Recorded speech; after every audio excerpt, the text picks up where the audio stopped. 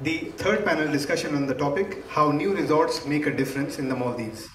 The moderator for this panel discussion is none other than Mr. David Feinberg, Chief Executive Officer, Crown and Champa Resorts, and the panelists he would be hosting include Mr. Mark Reeder, General Manager, Finolu Island, Mr. Patrick Destarg, General Manager, Huraveli Maldives, and Mr. Michael Scully, Managing Director, First and Foremost Resorts.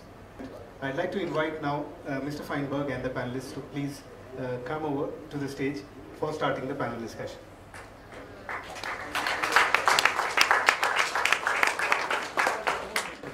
So gentlemen, why don't you introduce yourselves and tell us why you've been chosen to be a member of this panel.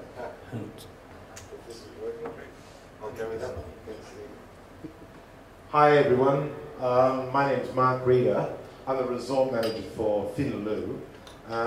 The reason for being chosen to be here today is that I've been working with Mark Hare for a number of years, some time ago, and it was his vision that brought this particular resort from a sandbank up, and I've had very extensive talks with him all the way through, and we've revisited everything. We've revisited many areas of the resort, and as our gentleman said, Afif mentioned earlier about waste and things, well, with hindsight, what we have done and what we would have chosen to do otherwise, and how we're going to rectify that. So that's it, and I've been back here since December for that very reason, as a review, from a review point of view. So, good afternoon everyone, my name is Patrick Destarg. I'm the General Manager with Huraveli. I've been with the company CCR, Crown and Champa Resorts, for almost 10 years. I started off my career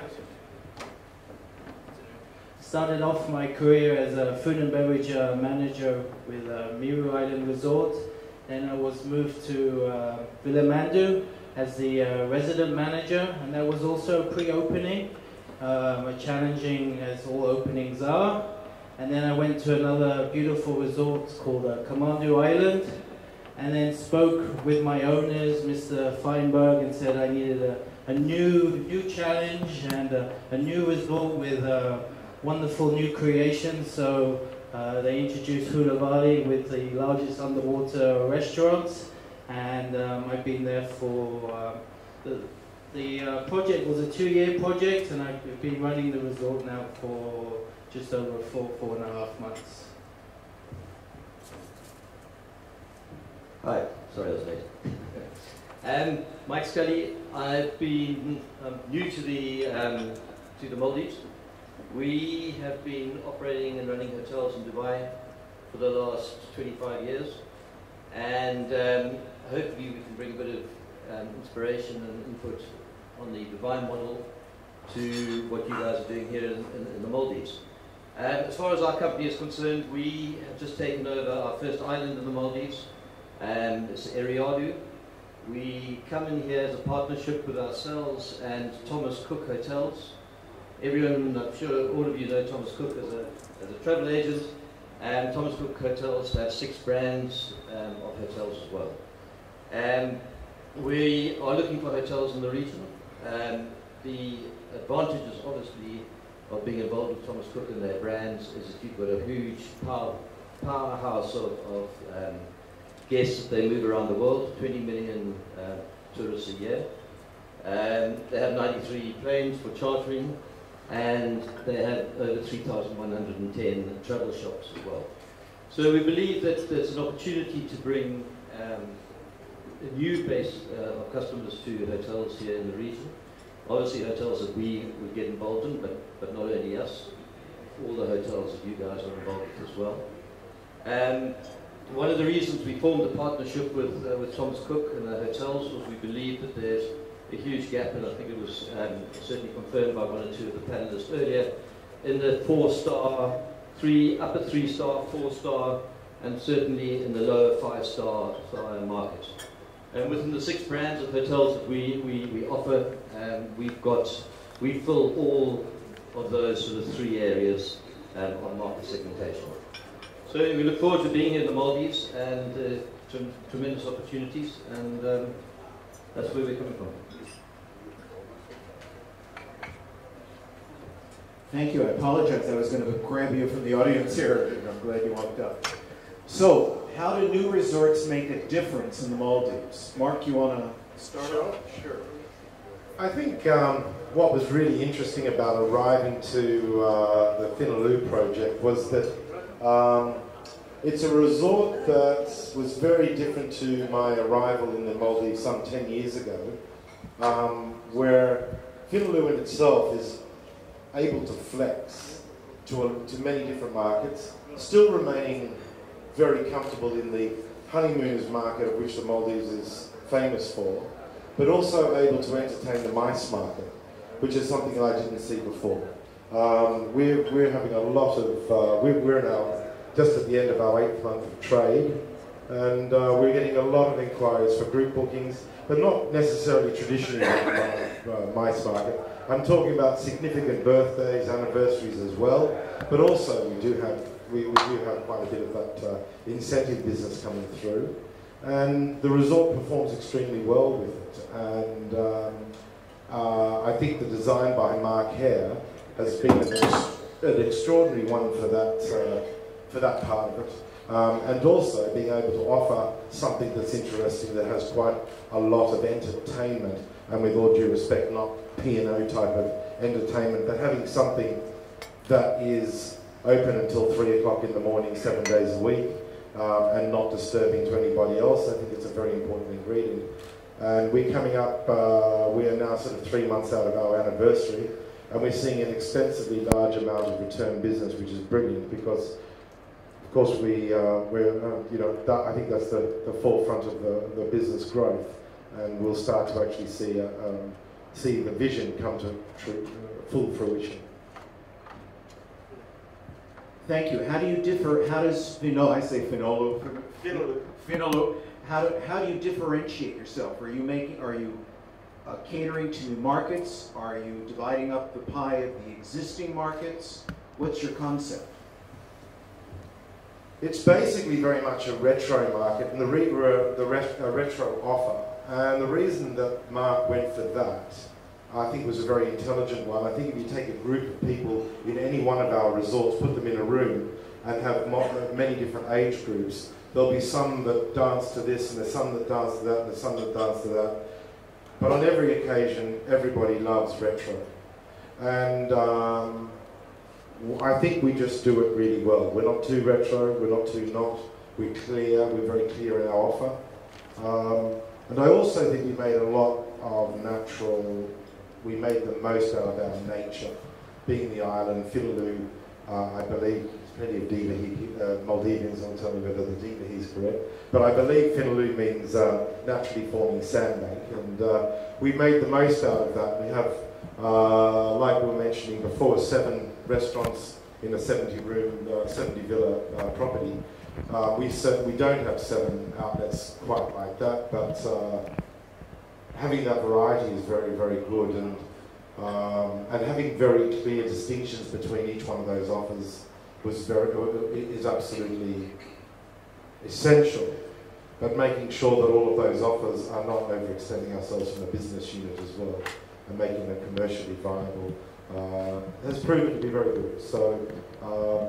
Yeah, I think, in short, making the most of our nature and our decision to go down a retro line, and also have an island that does have entertainment that goes extensively into the evening. We've changed our clocks by 2 hours. I think that's unusual. But from 8 in the morning, the sun's up from 8 in the morning till 8 at night, and it suits our commencement of entertainment from 10 p.m. till 2 a.m. every day. So, yeah. Same question. Yeah. So I think new resorts, what do they bring? We were talking a little bit about renovations of other resorts. I've seen other resorts who may be a little bit older, when they see newer resorts coming in, they decide to close down to compete with the newer resorts coming in. What else do we bring? We talked a little bit about the environment. So of course, when building a new resort, we see we know we need to look after the environment, so we need to reduce our carbon footprint. So in Hula Bali, we looked at the way waste management, we looked into not many resorts do at the moment, but hopefully it's definitely a niche market. Reasons why people come to Hula Bali is because of the environment. We have solar power panels, which produces about 30 to 40% of our electricity. Also, as you know, with the generators, the water needs to be, we use water to cool down the generators. This is passed around for the guest use and for the staff use as well. So to again, reduce the carbon footprint. We focused a lot on the environment. We also bring in quite a few Asian guests, and sometimes not always the best swimmers. So how can we show them the beautiful underworld, the reef and everything else without them actually physically getting wet? We of course have this fantastic, the 5.8 undersea restaurant, which is, we always sit down with people and say we need a unique selling point. Well, an underwater restaurant is definitely a unique selling point, which is bringing in high interest different customers from all over the world. Just in 4 months, the occupancy of Hula Bali is above 80%, which for an opening I think is extremely good. We focused a lot about the Maldives, so we looked at our logo. Our logo is very eye-catching with fish, a circle of fish, so letting people know that Hula Bali is surrounded by a beautiful eco climate. And so I think openings inspire other resorts to look at us and see how they can do better. And hopefully other resorts will say, okay, when we do our renovations or if we don't close, what does Hula Bali do that we don't do, and how can we make improvements in the future?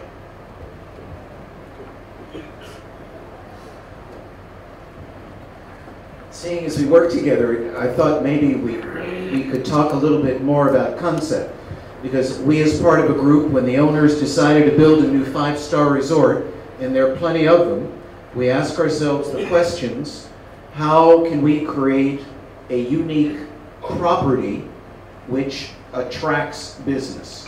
So there are a couple of things that you mentioned, and there are a couple of things that you didn't yet mention.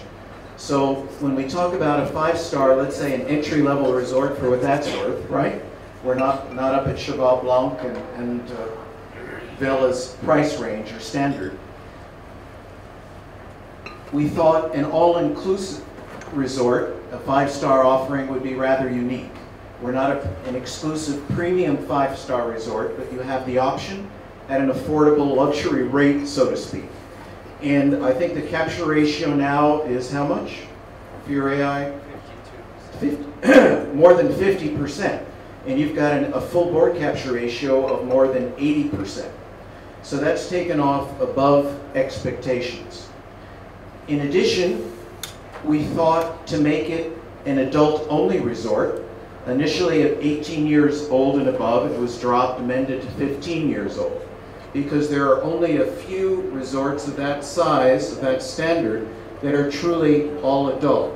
And we've got, in a number of our other resorts, they're exclusively adult only, or they're partially adult only.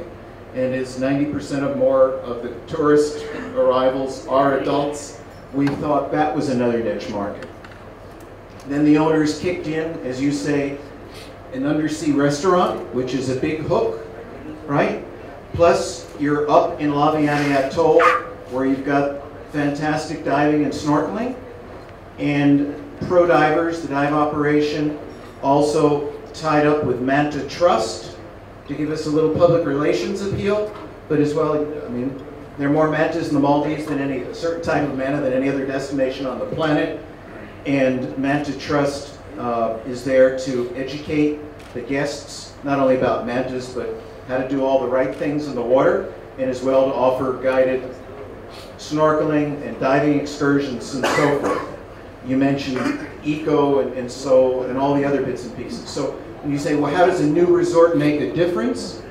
To our understanding, there are none or very few others where you can tick off all these boxes. And because of that and an introductory rate, you've been full. Now, when you raise the rates 20 to 30%, next year we'll see how well it works out. But that's been the key to success so far. You know? Lars, was there anything else we missed? An excellent seaplane service. Michael, what about you? I think what you're really talking about here are niche markets and concentrating on niche markets. And I think,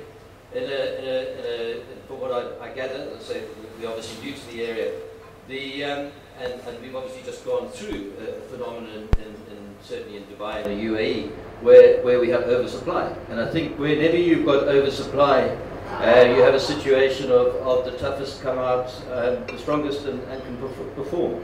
The people who haven't got the innovation, who haven't got the ideas, who aren't able to go to the market with a niche product or a slightly different product, are the guys who are going to struggle more than anyone else. And you know, we were in a situation in Dubai where you had this huge development of properties, and predominantly in the five-star market. Obviously, you had your city offerings, which gave residents and 3- and 4-star, but as far as resorts were concerned, it was generally a 5-star market.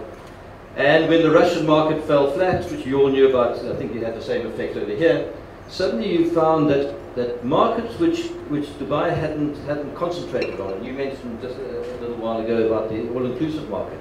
You know, worldwide, the all-inclusive market is a huge, huge market. You only have to look at the value of the cruise liners and what they generate worldwide, and how many people go on them. One, because of they're fully inclusive.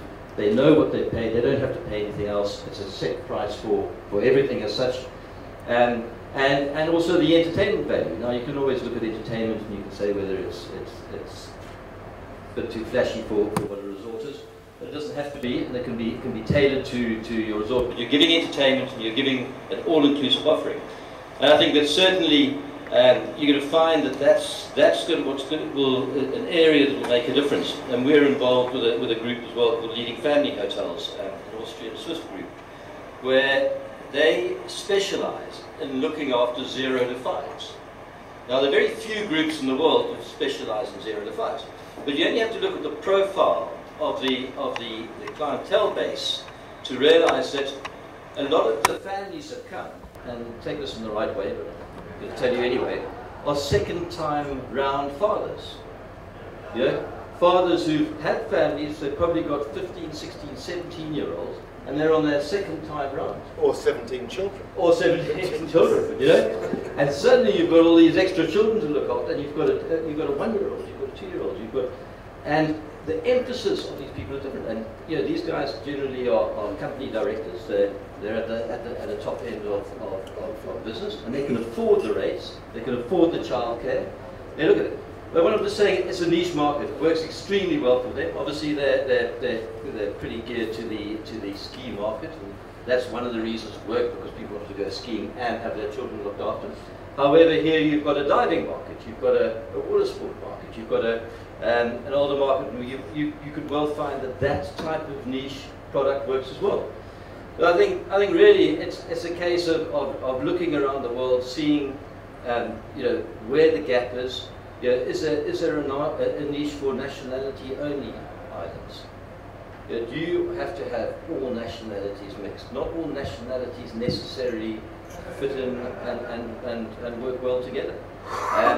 So there are a lot of opportunities of looking around the world and finding a market that you feel can fit into your products and your philosophy as you go on.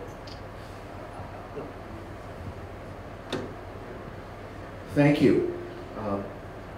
Other thoughts? Are there enough 5-star resorts in the Maldives? Oh, I think there are. I think I know that I was going to say, is there anything other than, you know, within reason when you look around the rest of the world?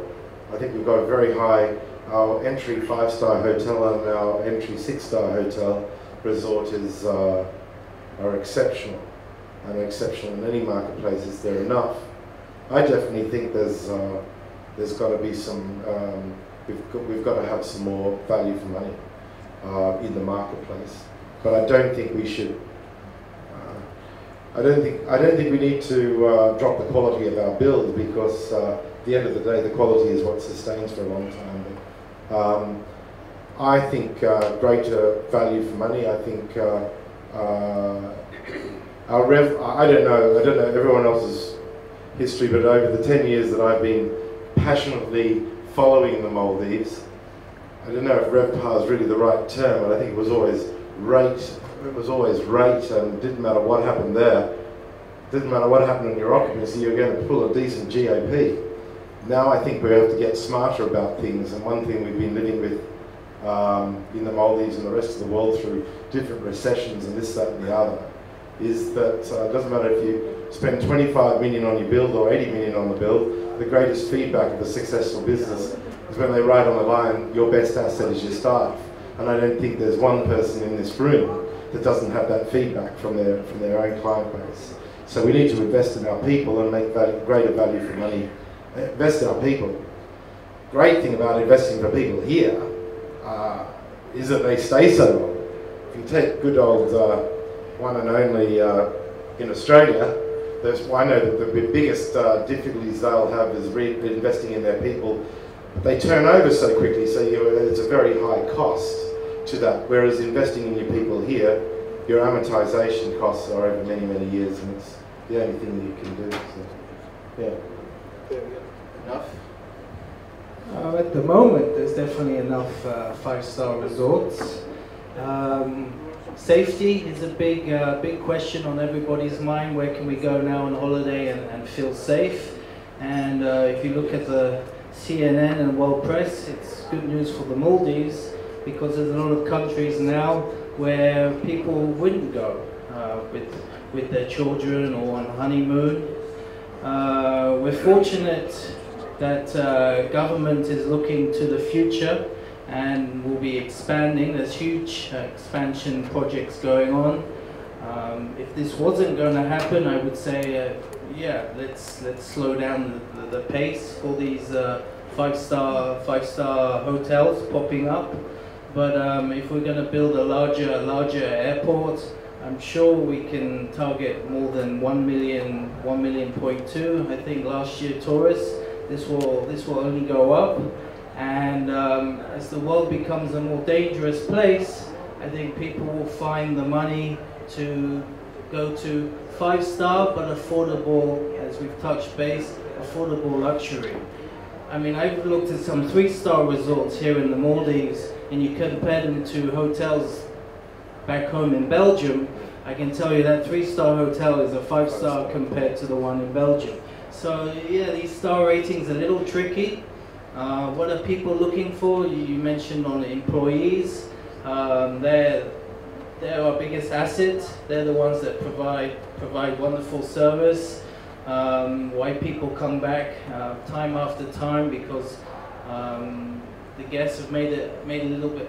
It's a family, you know. It's not just a resort. The staff remember the guests coming back. And for all this, I think our guests will pay a little more. So yeah, a little more 5-star resorts, fine, and some more 4-star resorts, as long as we keep looking on the expansion, and that we can look after. We talked about the eco-climate and waste management. All these have to fall in line, and I think Maldives will do very well in the next couple of years. And it's going down the right direction, because people are looking for this wonderful destination. Well, I think it doesn't just happen, it doesn't just work. It will work if the tourism department gets together and the government get their act together. I'm sure they have, say more so. They get more airlines coming in, they get more lifts coming in, they get more destinations signing up for the Maldives. You get more hoteliers offering more product, being more innovative, creating more reasons for people to come here. You've got to get your pricing right. You're going to have a situation here where you've got older resorts where the capital has been paid, and you've got new resorts where huge capital has been injected, and owners are going to struggle with that. You're going to have, in cases like this, you're going to have people not being able to settle debts, so you're going to have bankruptcies going on. You've got to be prepared for that. You know, it's a huge economy, the tourism economy, when you're coming into a situation at the Maldives or any of the new emerging tourist markets are. And you know, in Africa and Zulu we have a word that says hamburger ashli, and it means tread carefully. And I think people have got to tread carefully. And we've seen the huge impacts that have happened when the oil price dropped in half, when the ruble dropped in half, the Russian stopped going. You only have to have one aspect of the Chinese market which gets disturbed and for some reason doesn't come. And you know, these are risks. It's a risk factor that we're all in. And I think it's a case of trying to dilute that risk as much as possible, and trying to do all the things that I've been saying, and many of which you're doing anyway, obviously, and that's why you're seeing the likes of all these domestic airlines coming in more and more, and people starting to diversify their product. We obviously like that on the basis that we are in the 4-star market, and we believe that there's tremendous growth in the 4-star market here, and that's a sector that we want to go into. But it's just another one of the markets. So, you know, are there too many? I don't know. I wish I did know. Maybe there aren't. But it'll be interesting to see over the next couple of years which market segments grow the most, which are most able to sustain themselves, and where people have over-invested or spent too much. It'll be interesting to see, with new resorts that are coming on, what is the average spend and average investment per room that people are willing to go for. It's from what I've seen traditionally up until now, it's a very high investment, and just in most cases I presume it is sustainable, and the numbers are working.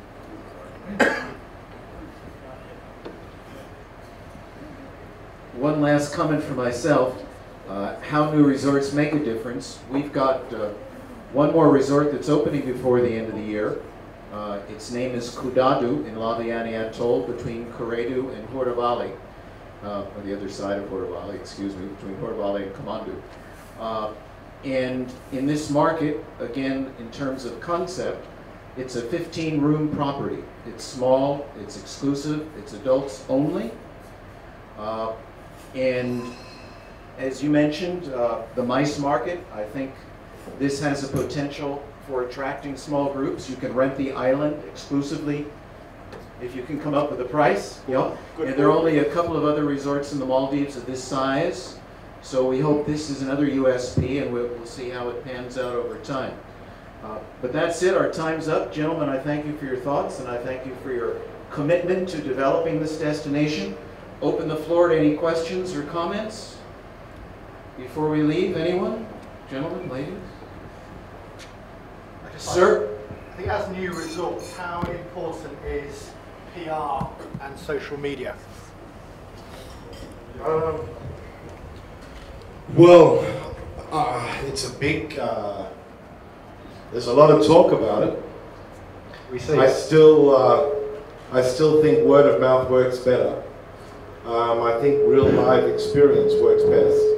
I don't think we've got that nailed yet. I think it's a bit of an unknown. I mean, the numbers are so big in social media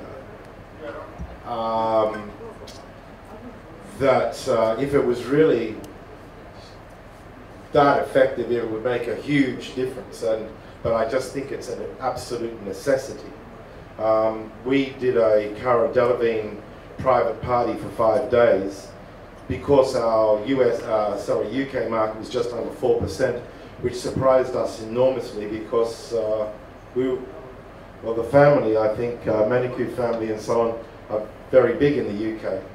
And we were very surprised at how that was. And we did the Cara Delevingne, you know, and the way that the guests paid their way was to make sure they sent 10 photos online every day for the duration of their stay. And then we borrowed about every bottle of vodka we could find from about 12 different resorts, and we didn't sell one single bottle of wine. So it was a very different party, but it was very good. But we sit here today, and we've still only got about 8% UK market, so it was Brexit, you know, all that type of thing. But we did get we've got a hell of a, I think we've done, as a new opening resort, I don't know the resorts here. I mean, I've been so busy just keeping up with this one, with Finaloo, but it's huge. It's remarkably good quality because cameras are so good today. It makes everything look pretty. People only put up their very best shots. It's really smart stuff. But I still think word of mouth works the best and experience. Yeah. Thank you. So Hula Valley is a standalone resort. We don't compete with we don't have the big name of Hilton or Intercontinental. So how do we get our name out there? Well, speaking to the fam trips and speaking to the guests, I asked. I said, well, why did you choose Hula Valley and not another resort? I would say 90% of the time it's social media. The biggest social media, I think you all know about it, and it can be a blessing or it can be something that we don't mention, is the TA word, right? TripAdvisor. This is all part of social media. We're very active on this because of the positive reviews, because of my team. It got people through the door. When we first opened, 1st of December, you're looking at 10-15% occupancy. People are checking. You can see the Facebook numbers are going up. You can see the TA numbers are going up, and comments were good. And then in came the other guests. Also, how do I tell the rest of the world that we're open and ready for business?